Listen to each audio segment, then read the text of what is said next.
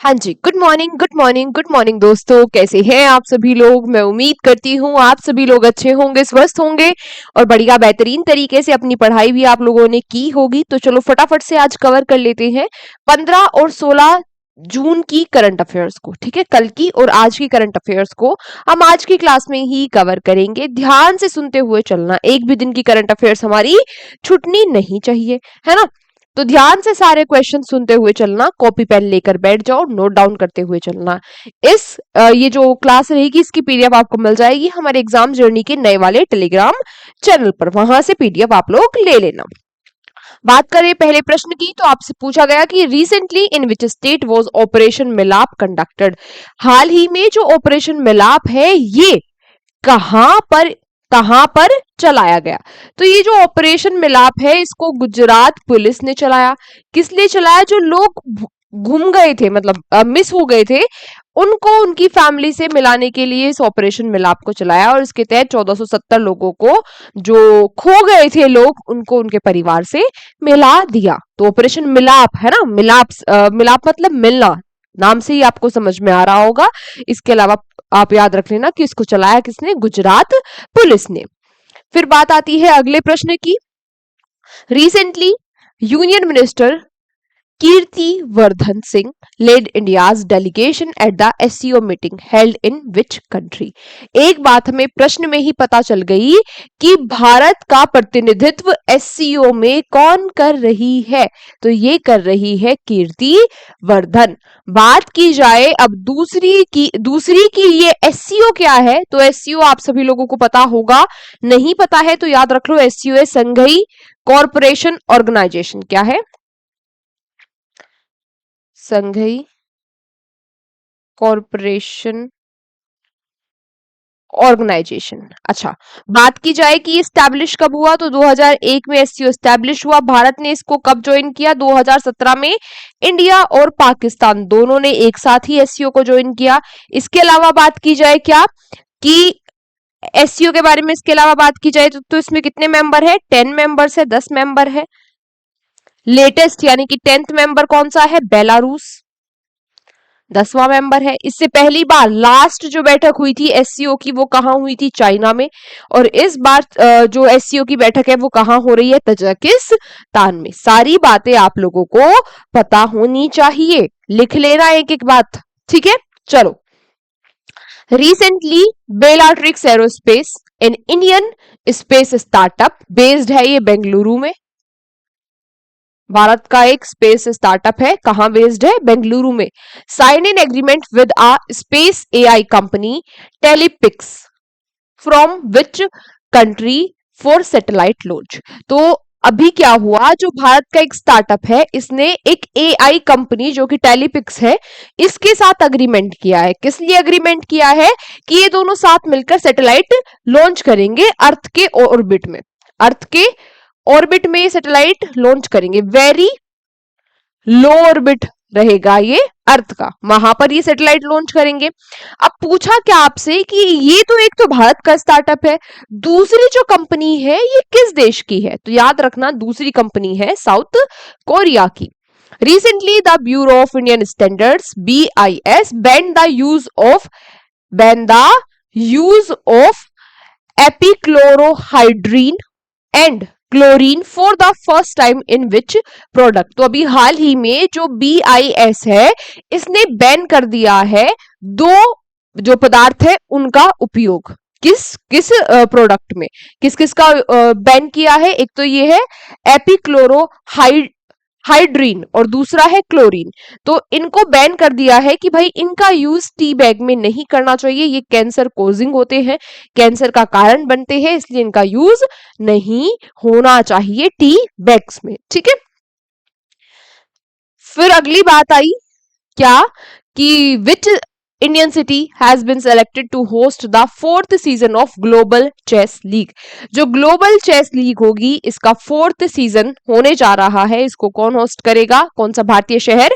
याद रखना ये होगा बेंगलुरु में।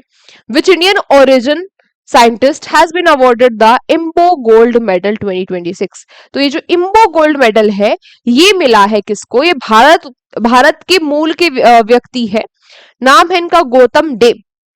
इन्होंने लाइफ साइंस में काफी योगदान दिया है अपना यूरोप में, जिसके लिए इनको इस अवार्ड से सम्मानित किया गया। इन्होंने ये अवार्ड शेयर किया है ओमाया डुबिन के साथ।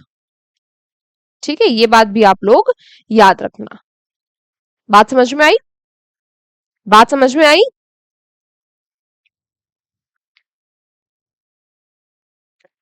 फिर पूछा आपसे कि according to the world bank's global economic prospects report released in June 2026, what is the revised GDP growth forecast for India for the fiscal year 2026-27? तो अभी WHO ने, सॉरी, वर्ल्ड बैंक ने क्या किया? वर्ल्ड बैंक ने अपनी एक report जारी की। सीधा सीधा आपसे पूछा गया कि इस रिपोर्ट में फाइनेंशियल ईयर 2027 में भारत की जो जीडीपी ग्रोथ रेट है वो कितनी रहने वाली है, उसका प्रेडिक्शन कितना किया वर्ल्ड बैंक ने।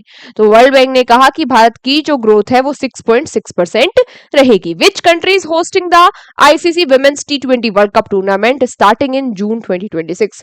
2026 जून में ICC women's T20 world cup होने जा रहा है। कौन होस्ट करेगा? इंग्लैंड और वेल्स मिलकर होस्ट करेंगे।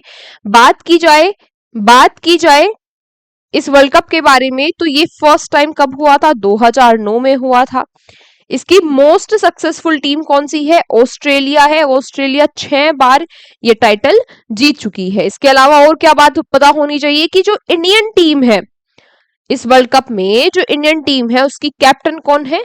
हरमनप्रीत कौर। ठीक है, हरमनप्रीत कौर कैप्टन है।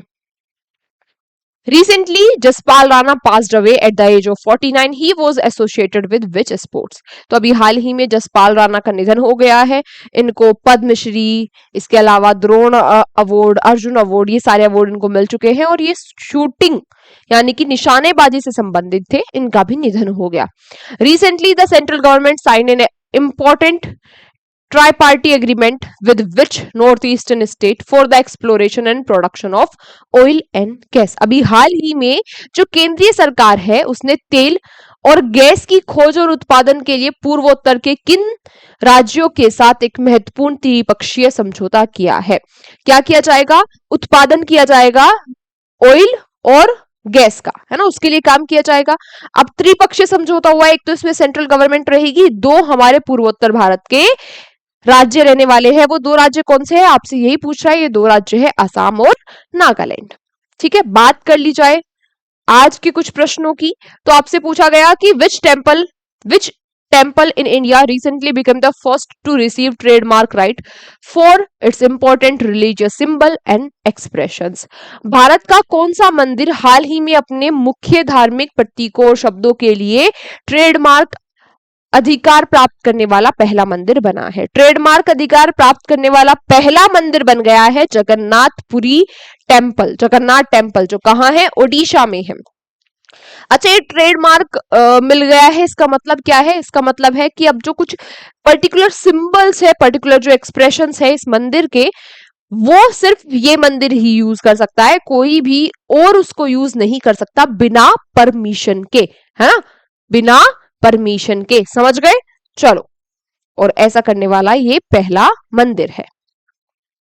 The recent launched mission Sudarshan चक्र is mainly connected with which sector? तो सुदर्शन चक्र आप सभी लोगों को पता होगा, ये हमारे डिफेंस सेक्टर से संबंधित है। बात की जाए अगले प्रश्न की कि in June 2026 which state government announce the provision of free education from KG to PG? अभी हाल ही में वो कौन सी राज्य सरकार है जिसने केजी से, किंडरगार्टन से पीजी तक का पोस्ट ग्रेजुएशन तक की जो शिक्षा है उसको फ्री कर दिया है? तो ये करने वाला राज्य बन गया है ओडिशा। याद रखना, Odisha. According to the road accidents in India 2024 report, which region counted for the largest share of local road accident fatalities? Road accident in India 2024 की रिपोर्ट के अनुसार सड़क दुर्घटना में होने वाली सर्वाधिक मौतों के लिए कौन सा कारण जिम्मेदार है? तो भारत में रोड एक्सीडेंट्स में जितनी मौत होती है उनमें सबसे बड़ा जो कारण है रोड एक्सीडेंट होने का वो है ओवर स्पीडिंग, है ना। हाँ, दिल्ली से देहरादून का जो हाईवे बना है वो 2.5 घंटे में खुद ही कहते हैं कि भाई इस हाईवे से पहुंच जाएंगे, लेकिन नहीं, हमें रिकॉर्ड बनाना है, हमें 2 घंटे में ही पहुंचना है ना। 2.5 की जगह 3 घंटे नहीं, 2.5 की जगह 2 घंटे होने चाहिए, भले ही सामने जो भी आ रहा है ठोक दो, है ना। हाँ। रेस पे पैर रख गया तो हटाना नहीं, यही कारण बनता है सबसे बड़ा रोड एक्सीडेंट्स में होने वाली मौतों का, है ना, जो ट्रेजेडीज हो जाती है।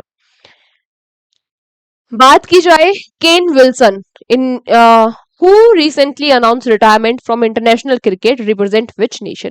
तो ये जो केन विल्सन थे, क्रिकेटर है ऑब्वियसली, इन्होंने अभी अपना क्या कर दिया है, रिटायरमेंट अनाउंस कर दिया है, संन्यास घोषित कर दिया है। आपसे पूछा गया कि ये किस टीम के लिए खेलते थे या बेसिकली किस कंट्री से है, तो ये न्यूजीलैंड से है। The traditional Raja festival seen recently in news is celebrated in which Indian state? तो अभी हाल ही में चर्चाओं में काफी रहा राजा फेस्टिवल, ये किस राज्य से संबंधित है, कहाँ बेसिकली सेलिब्रेट किया जाता है, तो राजा फेस्टिवल भी मनाया जाता है ओडिशा में। आज ओडिशा काफी न्यूज में रहा है ना। Which new distilled video model has been introduced by the AI native transformation company अवतार। अब AI native transformation company अवतार द्वारा कौन सा नया डिस्टिल्ड वीडियो मॉडल प्रस्तुत किया गया है, तो जो नया मॉडल अवतार कंपनी ने प्रस्तुत किया है ये कौन सा है, ये है वरिया। The first ever global convention adopted by the ILO यानी कि international labour organisation for setting labour standards is meant for which category of workers. श्रम मानकों के निर्धारण हेतु ILO द्वारा अपनाई गई पहली वैश्विक संधि किस श्रेणी के श्रमिकों के लिए है, तो ILO की जो ये संधि है ये गिग वर्कर्स के लिए है। बेसिकली गिग वर्कर्स होते क्या है, मैंने आपको कई बार बताया है, एक बार फिर से समझ लो। गिग वर्कर्स होते हैं वो लोग जिनका कोई परमानेंट कोई काम नहीं होता, जैसे ओला, उबर, रैपिडो, आपका जोमेटो, स्विगी वगैरह से जो आपकी डिलीवरी लेके आ रहे हैं, आपने किसी भी ऑनलाइन प्लेटफॉर्म से कुछ शॉप किया है और आपकी डिलीवरी वो लोग लेके आ रहे हैं, तो ये लोग कहते हैं, इनको कहते हैं गिग वर्कर, है ना। इनका काम क्या होता है, ना तो इनके पास कोई जॉब सिक्योरिटी होती, जितना टाइम ये चाहे अपना फोन खोले उतनी टाइम ये काम कर सकते हैं। रैपिडो वाला अपना फोन खोलकर बैठ गया, राइड मिल गई चला गया, है ना, राइड मिल गई चला गया, काम कर लिया, तो इन लोगों को हम कहते हैं गिग वर्कर्स, ठीक है। तो सबसे पहला अपना जो संधि अपनाई है ILO ने वो गिग वर्कर्स के लिए ही है। अच्छा, बात की जाए ILO के बारे में, ILO क्या है, इंटरनेशनल लेबर ऑर्गेनाइजेशन। आज आप लोगों के लिए क्वेश्चन फॉर यू यही है, आपको मुझे ILO के बारे में बताना है कि कब इसकी स्थापना वगैरह होगी, कहाँ इसके हेडक्वार्टर्स है वगैरह वगैरह, ठीक है। ये बात आपको सभी को आज कमेंट बॉक्स में बतानी है। Second last question, National Biodiversity Authority NBA has appointed whom to head its expert committee on agro biodiversity. राष्ट्रीय जैव विविधता प्राधिकरण NBA ने किस कृषि जैव विविधता विशेषज्ञ समिति का प्रमुख किसे नियुक्त किया है, तो ये प्रमुख जो है बनाया गया है PL गौतम को, इस कमेटी का जो एग्रो बायोडाइवर्सिटी के लिए है। Who has been nominated to head the high level technical expert committee on labour data. श्रम आंकड़ों पर उच्च स्तरीय तकनीकी विशेषज्ञ समिति का नेतृत्व करने के लिए किसको नामित किया गया है, तो ये नामित किया गया है अलक N शर्मा जी को। आज की क्लास हमारी यहीं तक थी। Thank you so much everyone class में अंत तक बने रहने के लिए। अब आप लोगों से मुलाकात होगी कल की क्लास में, तब तक आप लोग यूं ही हंसते रहिए, मुस्कुराते रहिए, शिद्दत और ईमानदारी के साथ अपनी पढ़ाई करते रहिए। मिलेंगे आप लोगों से कल की क्लास में, PDF आपको मिल जाएगी, ठीक है। कमेंट बॉक्स में मैं लिंक पिन करवा दूंगी और टेलीग्राम चैनल पर तो मिल ही जाएगी। तो मिलते हैं आपसे कल की क्लास में ठीक सुबह 7 बजे। Take care, bye bye.